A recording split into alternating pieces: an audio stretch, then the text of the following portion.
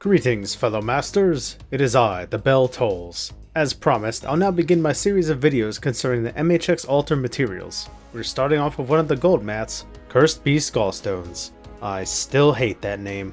You'll need quite a few of these, evidenced by the list of servants on the screen, but worry not, we'll cover how to acquire these disgusting items. First off, let's go over the events this year which will provide some gallstones. I hope I never need to say that outside the context of Fate Go.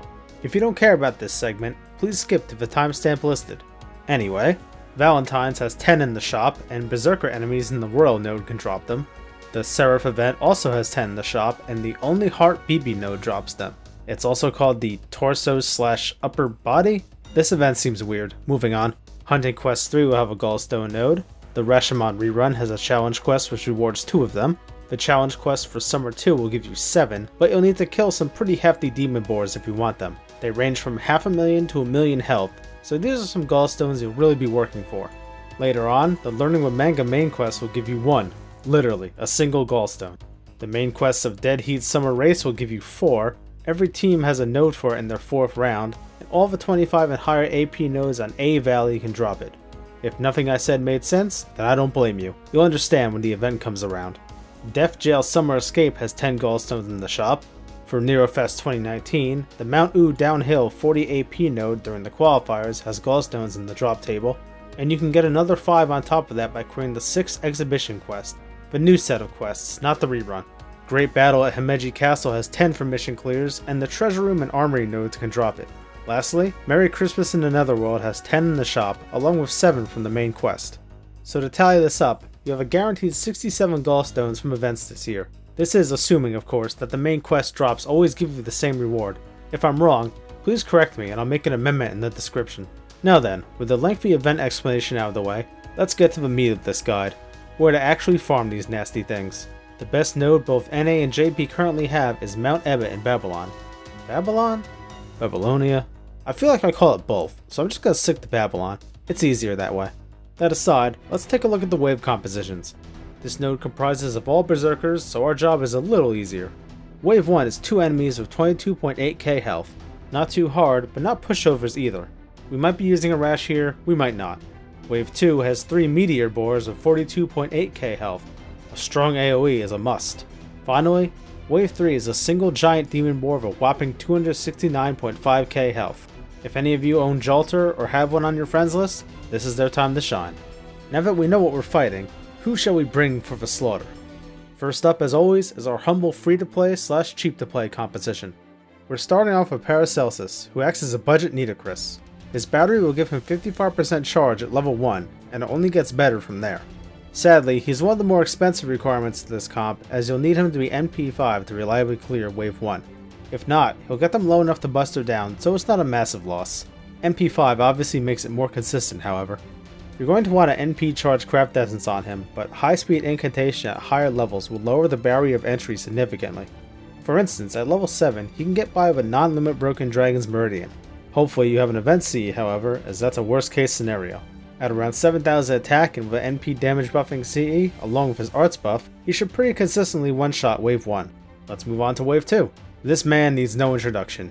He's one of the hardest hitting budget AoEs in the game against Berserkers at the cost of his own life. Arash's constant sacrifices do not go underappreciated.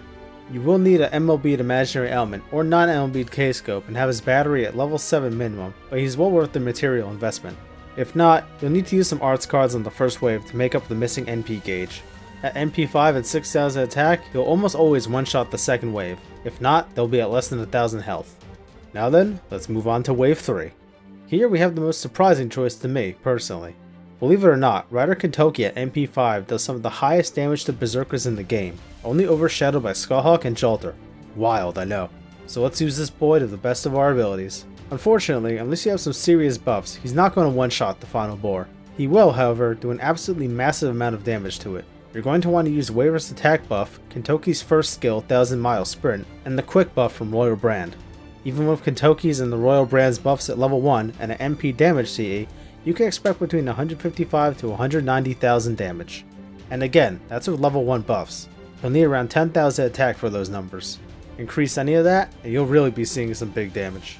You'll need to use some face cards to finish off the board, but with some good RNG, you can clear it in 3 turns. Our support is Waver, as I don't expect you to have Kentoki's battery at level 10. Waver will help close the gap and provide some added damage and defense. For the Mystic Code, like I mentioned, you'll want Royal Brand for the quick buff. You can also use it to secure crit stars for Kentoki if you have any available for Wave 3. With that, we have our FTP comp. It's a bit more expensive than some other nodes, but it can clear it pretty consistently. It's much better than the other comp I had before discovering Rider Toki's damage, which involved Edward Teach, Proto Coup, Plug Suit. It was a mess. Thank God for Kentoki. Now then, let's move on to the mid-core comp. See, I got the name correct this time. This is looking a little more intense. For Wave 1, we have a Rash again. No surprises there. He has an MLB Imaginary Round, as we're used to by now. Not much more to say about him. Wave 2 gets handled by Santa Alter, who does enough damage with her NP that she doesn't even need her own buffs. Waver buffs alone will be fine. Here, she has a K-Scope, as Waver's buffs will get her to 100%. Fire off Excalibur Morgan, and this wave is toast. Speaking of toast, for the final wave we have none other than Jalter herself. As a mid-core player, I assume she's one of the SSRs you rolled for, as a lot of players probably did. Luckily for you, NP1 will do just fine here, as long as you have some buffs. With level 6 buffs, Halloween Princess, and a level 1 mana burst from Anniversary Blonde, her NP should do between 173 to 212,000 damage, leaving the board pretty susceptible to some juicy crits. As always, the higher skill levels, the more damage she'll dish out. With her second and third skills at level 10, and with at least 15,000 attack, she'll always do over 200,000 damage. It's pretty spicy. Our support is the standard Waver, and our Mystic Code is Anniversary Blonde for the mana burst and crit stars, if you feel you need them. This comp makes the most of Jalter's ability to absolutely destroy Berserker enemies, with some solid AoE NPs to clear the first waves. Now let's move on to the Whale comp, or should I say, a Whale comp. This is just one example of something you can put together. Wave 1 is Medusa with a K-Scope because her NP is pretty fast, and since your Rash is probably max bond, she's a good alternative and will still clear the wave without a problem. Wave 2 we have Drake, who could pretty consistently clear it even at NP 3. If your Drake is max bond, no problem. Just go back to something like Santa Alter or even Saber Alter with an MLB K-Scope. Once again, we have Jalter for Wave 3, and if she's NP5 with level 10 buffs, it isn't even a contest. She might not one-shot it without Anniversary Blonde, but the crit stars from Drake's NP will fix that. With Blonde, the boar will always die. Support is whoever has lunchtime, Mystic Code is whatever you want, but Blonde obviously helps secure the one-shot on Wave 3. I'm considering if I should even cover these Whale comps because they're just so open-ended. Maybe it's just this node, I don't know, but it feels like you can just throw any 2 AoEs in a powerful single target servant and you're covered. I'll think about it. But with that, we've reached the conclusion of this farming guide. Hopefully it gave you some ideas and helped you take down these boars and collect your hard-earned gallstones. What a reward. Gallstones. Feel free to like, subscribe, and comment on the video. Heck, even share it if you want, but it's no big deal.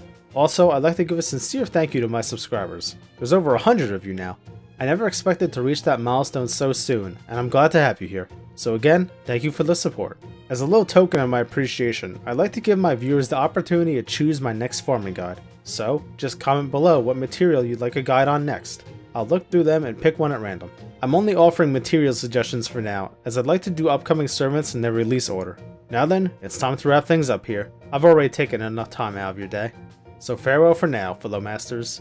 May your farming be bountiful, and may the bell never toll for you. Until next time.